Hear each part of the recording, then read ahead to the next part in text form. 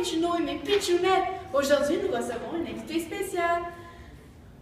Un paramédic venant de la coopérative des techniciens ambulanciers de la Montérégie, qui veut dire CETAM, le paramédic Léon!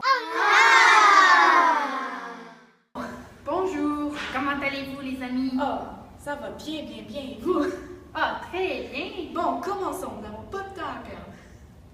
Alors, combien y a-t-il de membres? Ah, en fait, dans la coopérative, il y en a 364, mais il ne faut pas oublier que ça augmente à chaque année. Ah, c'est bien! Mais combien y a-t-il de véhicules? En ce moment, il y a 46 véhicules, mais ça n'augmente pas vraiment depuis 3-4 ans. Peux-tu me parler de vos véhicules? En fait, nos véhicules, ils ont 10 000 d'options. On a ajouté les DVD, l'aménagement intérieur, il était aménagé pour faciliter l'accès à nos trousses. Il y a des lumières d'urgence dans les portes extérieures, des caméras à l'intérieur et à l'extérieur. On a des bandes réfléchissantes dans les portières arrière. La sirène est là en Rambler. Des compartiments à pompe volumétrique pour pompe de saleté. Des systèmes hydrauliques de la Master Cylindre. Fait que ça change là, qu'on force plus. On fait juste descendre l'hydraulique seul au sol. Là, on a aussi une palette à moniteur sur la civière, puis des barres de sécurité de couleur jaune, parce que normalement sont en brasse argent.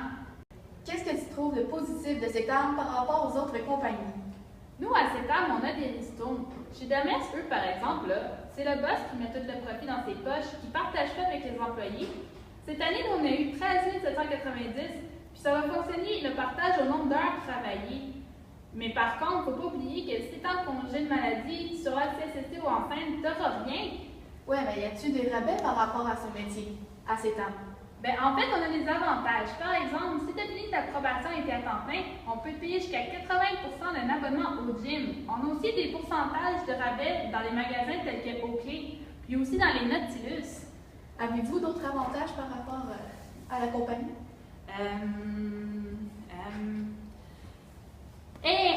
T'oublies qu'on a des boîtes à lunch?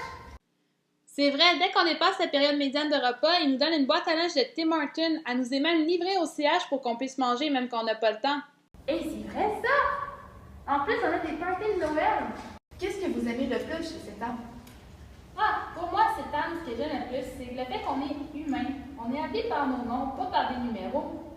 Mais il y en a, c'est vrai, qui prennent ça à la légère, ceux qui chialent à CETAM. C'est souvent des dossiers disciplinaires et des chialeux. Mais transfère ce monde-là à Demers, il démissionne le lendemain. Mais transfère quelqu'un de Demers chez nous, oh mon Dieu, qui va être heureux! Et quels sont les points négatifs de cette compagnie? En fait, la seule chose, c'est qu'on a du mal à avoir une journée de reconnaissance. En réalité, notre frustration qu'on a, nous les paramédics, c'est surtout de la frustration qui vient du ministère. Parce qu'on aimerait ça avoir plus de véhicules, puis on aimerait ça des fois avoir des augmentations de salaire. Puis on n'a pas toujours de période de repas. On veut tout, on veut le mieux, on se bat, mais ça avance à pas de tortue. OK.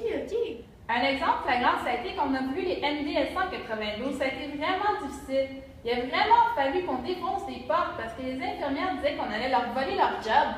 Sais-tu quoi? On leur a dit, toi t'es en dedans, puis moi je suis dehors. Parce que c'est bien beau de transporter du monde puis être paramédic, mais nous autres aussi on va en sauver des vies. Fait qu'il a fallu qu'on aille voir nos amis médecins puis qui embarquent avec nous dans le projet. Pour lui un méchant bon coup de pouce d'eux autres parce qu'on a réussi de très grosses percées. Mais ça a pris du temps, c'est toujours une bataille pour upgrader la profession. Oh, des batailles? Ouais. Souvent, ce qui est plate dans le métier, c'est qu'on sait ce qu'on doit faire, on sait ce qu'on peut faire pour aider notre patient, mais on ne peut pas le faire à cause des protocoles, puis ça, c'est frustrant. C'est comme les soins avancés qui, à Montréal, ont suivi le cours, mais pendant 10 ans, ils avaient le droit de rien faire. Ils ont fait une autre bagarre. Alors, finalement, ça a pris 10 ans, puis on a finalement eu le hockey officiel. Je pense qu'au début, il y en avait 16 dans le projet, puis maintenant, il y en a juste 5 ou 6. Ils sont tous partis à Ottawa. Mais à Ottawa aussi, ils ont leurs problèmes. Exemple, à Ottawa, savais-tu que les congés de grossesse, c'est pas avant 5-6 mois de grossesse? Bref, il faut juste retenir que chaque région a ses petites problématiques. Mais quel est votre système de dispatch? En fait, les RMU utilisent le système Clausen. Notre système, c'est le KDS. C'est un genre de padgett numérique. Mais à l'avenir, ce serait le fun que ce soit comme à Montréal, Gatineau puis Québec. Eux, ils ont des terminaux véhiculaires. Nous, on a juste 2 ou 3 véhicules qui l'ont.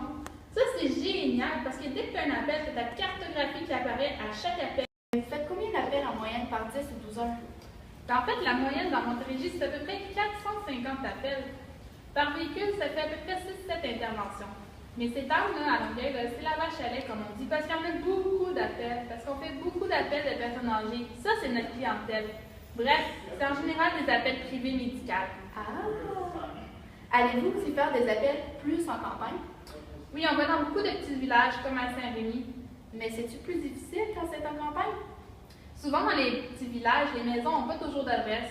Puis, des fois, elles sont difficiles à trouver. C'est ça qui est le plus difficile. Parce que dans les GPS, parfois, ils indiquent même pas la bonne ville, ou le GPS n'est pas à jour, ou c'est carrément pas indiqué. Pour terminer, peux-tu nous raconter une anecdote, s'il te plaît? Ben oui, une fois là, à Sétam, la caserne a sauté. Ils ont fait une enquête. Toutes ces dames ont dû enlever leurs bonbonnes, mais pas les autres compagnies. Puis ce que je trouve ridicule, là, c'est que ce type de véhicule-là était à travers la province. Juste Urgence Santé avait des véhicules modulaires. L'accident a eu lieu chez vous, donc on les enlève chez vous. Ouais, hein, c'est bizarre ça. Ben oui. Hey, bande d'innocents, vous avez les mêmes véhicules à travers la province, enlevez-les toutes les bonbonnes. Merci pour cette écoute et merci, monsieur le paramédic Lyon, de nous avoir partagé vos expériences. Merci! Merci.